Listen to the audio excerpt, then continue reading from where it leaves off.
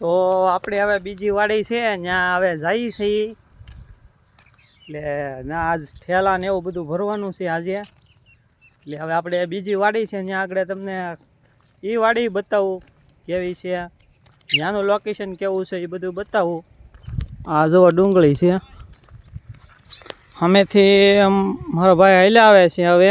અમે બે જઈએ છીએ હવે થોડી ડુંગળી છે ને ઠેલા ભરવાના છે એટલે બે હાલ્યા જઈએ છીએ આપણે આ વાડીનો રસ્તો છે અહીંથી આવવાનું ને અહીંયા રોડ જ છે જો ટ્રેક્ટર હાલ્યું છે અહીંયા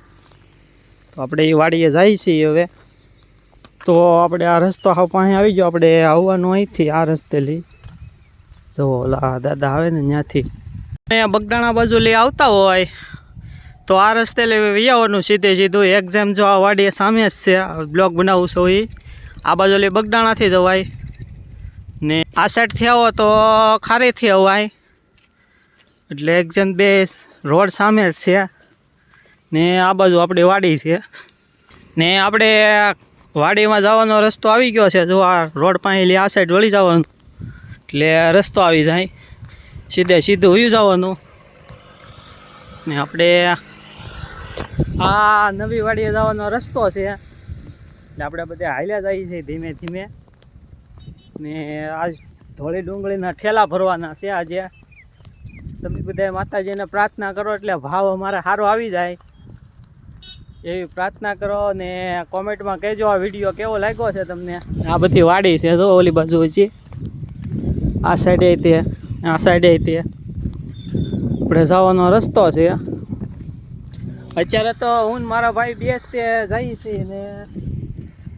મારો ભાભી ઠેઠા બહુ રસ્તે છે હજી તો અમે બે ધીમે ધીમે હાલવા મીડા મેં તો ત્યાં જઈને કંઈક કામ કરીએ આપણે ને દાળિયા કરેલા છે પણ એ તો ઠેઠ 9 વાગે આવે તો થોડું ઘણું આપણે કામ કરી નાખીએ ને અમારા ઢીંગલી બેન છે જો જાય છે ને આમેલી આવે છે અમારા ભાભી ચાલ આવે તે અમે બે ધીમે ધીમે હાલવા માંડ્યા છીએ મેં કીધું આપણે હાલવા મળીએ ધીમે ધીમે એ તો હાલ આવશે બે જાય છે બે ભાઈ ને અમારા ઉર્મિલાબેન આગળ આગળ દોડે છે જુઓ તમે ના જઈને તમને ડુંગળી બતાવું ડુંગળી કેવી છે કાંઈ ઘટે આમ છે નહીં ડુંગળીમાં વ્હાઈટ ડુંગળી છે ને અડધી લાલ છે પણ લાલનો તો હજી વાઢવાની છે એ બપોર પછી અત્યારે તો ઢોળી ડુંગળીના ઠેલા ભરવાના છે તો ફાઇનલ આપણે વાડી પાસે આવ પૂગવા આવી ગયા છીએ હવે ને જરીક જ વાડી આગી છે જો તમે થોડીક વાડી આગી છે હવે આ બધું વાડીનું લોકેશન છે આ અમારા ભાઈને જો બધે હાલ્યા આવે છે બધી વાડીને એવું છે લીમડો છે જુઓ તમે વાડીનો રસ્તો છે આપણે મારા ભાઈ ઠેઠ અહીંયા પણ ઠેઠ પાણીવાળો આવે ઓલી વાડી કેટલી આઘી છે ત્યાંથી અહીંયા મોટર ચાલુ કરવા આવી પડે તો તમે જો આ કહો જોવો છો જો આ મોટર છે અહીંયા ઠેઠ ચાલુ કરવા આવી પડે આ બધી વાડી છે કપા હતો કપાસમાં તો કાંઈ વેળું છે નહીં એટલે ખાલી હાટીઓ વધી છે બાળવા કંઈ વાંધો નહીં આવે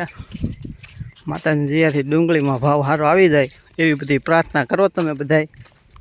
કે ભાવ આવી જાય આ જો બધા ઉપડ્યા છે પાણીનો હાંડો માથે ચડાવ્યો છે મારા ભાભી અને અમારા ભાઈ છે ને અમારા ઢીંગલી બેન છે બધા હાલ્યા જાય છે જે આ ડુંગળી છે ખેવાની છે જુઓ તમે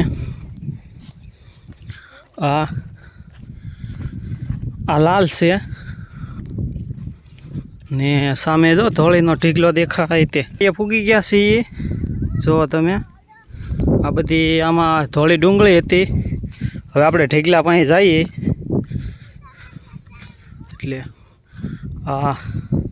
ધોળી ડુંગળી હતી આમાં આ બધી ધોળી ડુંગળી છે જુઓ તમે કેટલો ઢીગલો છે ધોળી ડુંગળીનો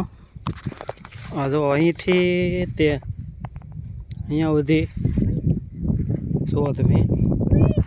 એટલે ચારે બાજુ એકલી ધોળી ડુંગળીનો ઢીગલો કરેલો છે જુઓ આ બધી ધોળી ડુંગળી છે. તમે બધા એટલી પ્રાર્થના કરો એટલે ભાવ સારો આવી જાય. જુઓ ચારે બાજુ બધી ડુંગળીનો ઢીગલો છે ને આજે ઠેલા ભરવાના છે. હા બધી ને અમારા બારદાને આવી ગયા છે ઠેલા ભરવાના. અહીં જીરા તો ઢીંગલીબેન બેઠા માથે ચડીને.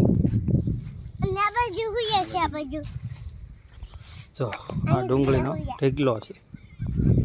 આ ઢીગલો છે. તો દીનાભાઈ તમે શું કહો કે આપણી ડુંગળીનો ભાવ આવી જશે? હા ભાવ આવી જાય, વાંધો નહીં આવે. ભગવાનની દયા છે,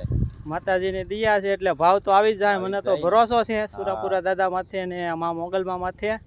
જરૂરથી ભાવ આવી જાય. તમે પણ એક એટલી પ્રાર્થના કરજો સુરાપુરા દાદાને ને મોગલમાંને કે અમારી ડુંગળીમાં ભાવ આવી જાય. એટલી પ્રાર્થના કરજો તમે. જય મા મોગલ, જય સુરાપુરા દાદા.